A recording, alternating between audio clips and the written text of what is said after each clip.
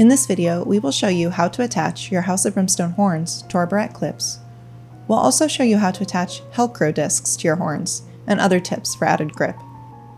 You will need our clip set, which includes 2 Barrette clips, 2 screws, and 2 silicone washers.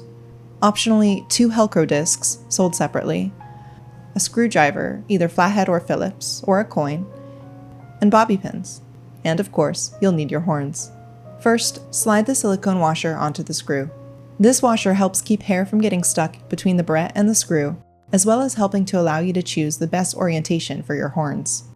Then slide the barrette clip onto the screw on top of the washer, so that the inner curve of the barrette is touching the washer. Now attach the horn to the screw. You can rotate the horn while holding the barrette clip still and placing your thumb on the screw, or you can rotate the screw.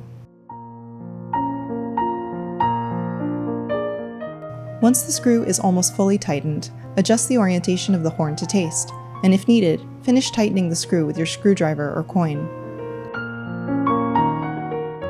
For the second horn, let's add a Velcro disc for added grip.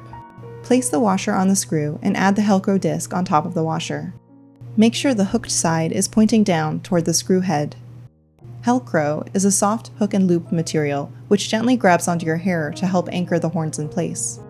We recommend Velcro for fine or silky hair, but not for frizzy or curly hair. Next, add the barrette clip as before. Finally, attach your horn and adjust the orientation as needed.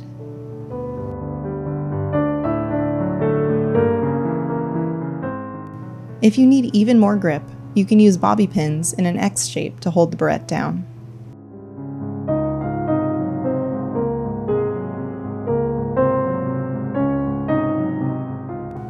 You can also try adding an extra barrette to each horn, so that each horn has 2 clips to better grab onto your hair or wig.